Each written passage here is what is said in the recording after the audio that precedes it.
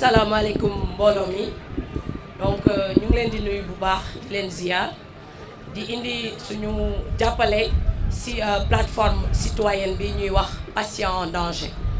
mais man damay relativiser en disant que c'est la santé qui est en danger.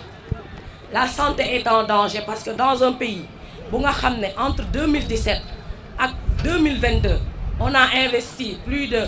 811 milliards sans compter les ressources dégagées dans le cadre de la riposte contre Covid-19, c'est inacceptable. La santé est en danger dans la mesure où ñun ñëpp gis nañ ko patients yi saa ñuy demee hôpital am na ñenn ci ñu nekk ci waa kër docteur waxuñu ne ñëpp la ñoo nga xamante ne duñ leen teertu bi war xëy na ni ñu leen di waxee àndul ak droits humains looloo waral tey peut-être collectif bi juddu collectif bi nag dama leen di koy wax di ko biiralaat judduwul ngir xeex le personnel soignant parce que yàlla dëgg la bëgg te man am naa expérience en tant que volontaire wax naa ko depuis plus de 2 ans di gis un personnel de santé résilient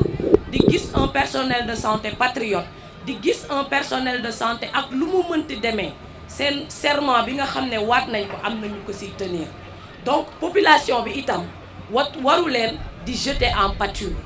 population bi war na naam laaj ay droits am parce que le droit à la santé c'est la constitution qui l'exige tey jii nii boo demee article 7 l'État du Sénégal a l'obligation de protéger tous les citoyens donc tey xeex bi je pense que les personnels de santé ak citoyens yi dañu war a joxante loxo pour viser benn entité pour viser benn personne responsable muy l'État du Sénégal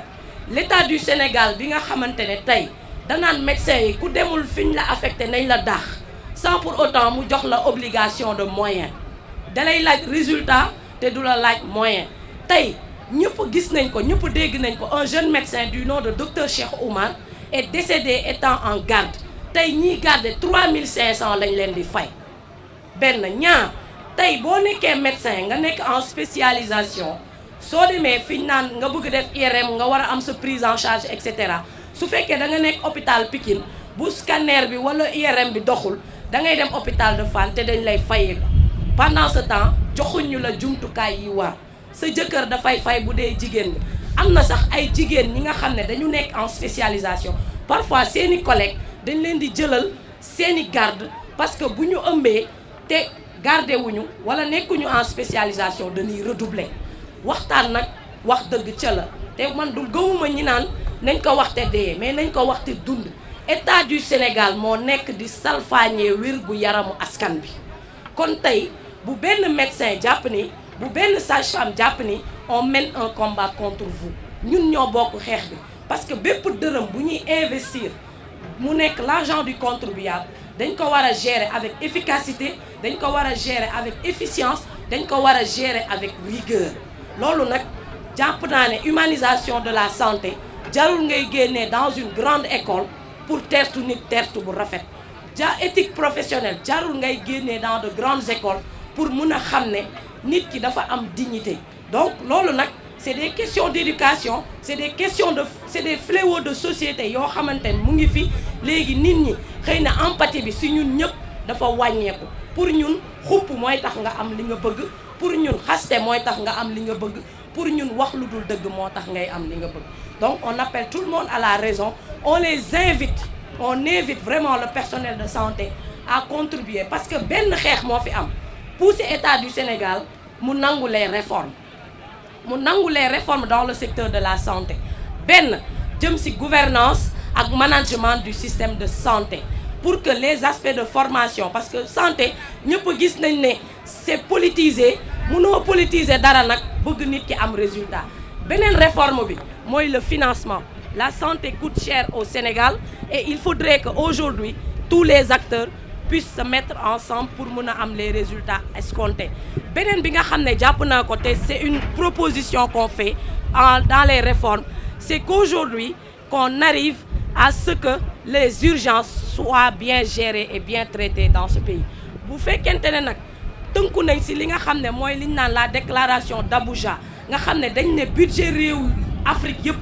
dañoo war a tolloog 15% tey boo jëlee budget Sénégal nga jël pàcc biñ jaglee santé matul sax 5%. donc nag balaa nga naan obligation de résultat wala balaa ngay salfaañe vie professionnelle wala carrière professionnelle yow da nga war a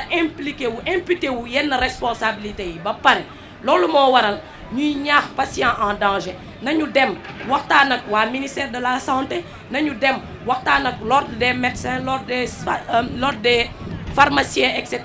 l'association des sages-femmes. Soyez dans une démarche de dialogue, soyez dans une démarche de discussion, soyez dans une démarche d'inclusion. N'excluez personne parce que combat bi benn responsable la am, c'est l'État du Sénégal qui est en train de mettre en pâture la santé publique au Sénégal. Je vous remercie pour votre aimable attention.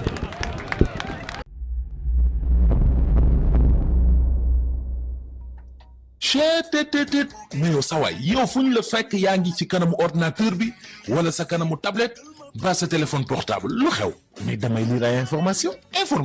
waaw xoolal boo bëggee am ay information yu leer nañ et en temps réel duggal ci www.senegal7.com ay information yu wóor man de maa ngi application Sénégal 7 lépp lu xew dama koy jot ci sama téléphone ci tàng bi te nag application Sénégal 7 am ko yomb na da ngay dugg ci Play Store wala Apple Store nga télécharge ko rek xam li xew ci réew mi ak la xew ci bitim réew te nag dara du la ci umpu. Vous voulez des informations en temps réel? Cliquez sur www.senegal7.com. Sénégal 7, le roi de l'information en temps réel.